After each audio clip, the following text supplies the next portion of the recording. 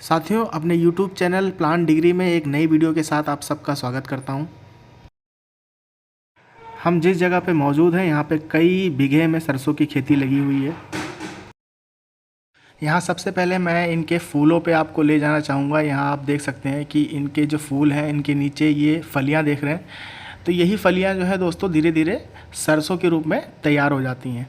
और बात करें अगर इनके फूलों की दोस्तों, तो जो फ्लावर प्लांट होते हैं जो सिर्फ़ और सिर्फ फूलों के लिए उगाए जाते हैं, इनके फूल इतने खूबसूरत होते हैं कि उन फ्लावर से अगर आप कंपेयर करेंगे तो उनको भी मात दे देते हैं। ये इनका जो कलर है दोस्तों वो बहुत ही प्राकृतिक गजब का कलर होता है। और देखेंगे अगर आप इसके खेतों को देखेंगे तो दूर दूर तक सिर्फ जो है रंगों में पीला रंग दिखाई देता है, पीला हरा, क्योंकि पत्तियां हरी होती हैं और रंग जो है फूलों का रंग जो है वो येलो होता है। यहाँ जिस जगह पे हम मौजूद हैं यहाँ पे बहुत बड़ी जगह पे जो है सरसों की खेती की जाती है। और ये दिसंबर का महीना है। दिसंबर का जो आखिरी महीना होता है वो चल रहा है। और अभी ये देखेंगे कि दिसंबर के आखिरी महीने में जो सरसों की फसल है वो इस लेवल तक तैयार हो जाती है। और कुछ महीने के बाद फिर जो है ये पकनी शुरू हो जाएगी। फ्लावर इसके धीरे धीरे ख़त्म हो जाते हैं और फिर जो है सरसों बच जाता है। लेकिन अभी जो दिसंबर का वक्त होता है, जब कहते हैं कि नॉर्थ इंडिया में कोहरे का वक्त होता है, सर्दी में कोहरा गिरता है, तो उस टाइम अगर आप सरसों के खेत में चले जाएं और दूर दूर का सरसों का व्यू देखेंगे तो इतना खूबसूरत होता है वो सुबह का जो व्यू होता है।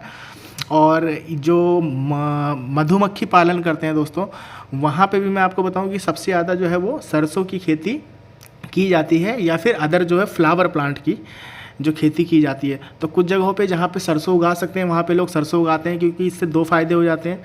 मधुमक्खियों को इनसे काफ़ी अच्छा जो है वो रस मिल जाता है उनके छत्ते के लिए, और इधर एक फसल भी तैयार हो जाती है।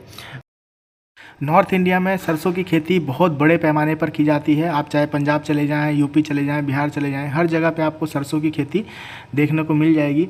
और इसके अंदर कई सारी वैरायटी भी होती हैं। यूपी में दो तरह की वैरायटी ज़्यादा फेमस है। वो एक जो ये सरसों होता है और दूसरा जो है सरसों लाहा के नाम से जो है कहा जाता है। तो वो सरसों लाहा जो होता है उसके दाने थोड़े बड़े होते हैं। तैयार होने के बाद जो सरसों पैदा होती है उसमें उसके दाने थोड़े बड़े होते हैं और वो पीले होते हैं। और जो नॉर्मल सरसों होती है उसके दाने छोटे होते हैं और वो डार्क पर्पल कलर के होते हैं। बैंगनी कलर, जो डार्क बैंगनी कलर होता है वैसे होते हैं। तो ये वैरायटी ज़्यादा देखने को मिलती है अगर लाहा से कंपेयर करें तो। लाहा की वैरायटी भी काफ़ी जो है यूपी वगैरह में उगाई जाती है, लेकिन इसकी खेती ज़्यादा होती है। हम बात करें इसके प्लांट की, तो प्लांट बहुत मजबूत नहीं होता है दोस्तों, लेकिन हाइट जो है वो अच्छी खासी होती है। 2.5 फीट से 3.5 फीट तक, 4 फीट तक इसकी हाइट हो जाती है। और क्योंकि फूलों का भार होता है और उसके बाद पत्तियां होती हैं, पत्तियों में फली होती है, तो ये प्लांट जो है पतला होता है और लंबा होता है, तो ज़्यादा मजबूत नहीं होता है।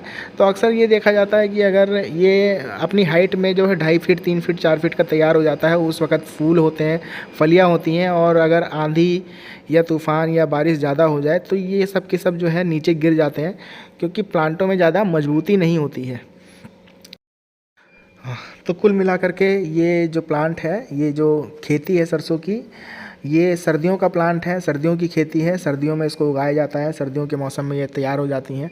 सर्दियों के मौसम में मतलब ये अपने जो इनकी जो ग्रोथ होती है वो पूरी तरह से ग्रोथ हो जाती है, और जैसे जैसे सर्दी ख़त्म होती है वो उसके बाद ये पकना शुरू हो जाते हैं। और उसके बाद इसकी जो फसल है वो उससे किसान को जो है दो चीज़ें मिलती हैं। एक तो सरसों मिल जाता है, सरसों जिस जिस काम में आता है उसके लिए वो सरसों को बेचता है। और दूसरा जो है सरसों का तेल जब निकालते हैं तो उससे एक खली तैयार होती है। तो सरसों की खली जो है वो भी काम आती है, किसानों को काम आती है, किसान उसको बेचता भी है और इस्तेमाल भी करता है। बाकी और बहुत सारी जगहों पे खली का इस्तेमाल किया जाता है।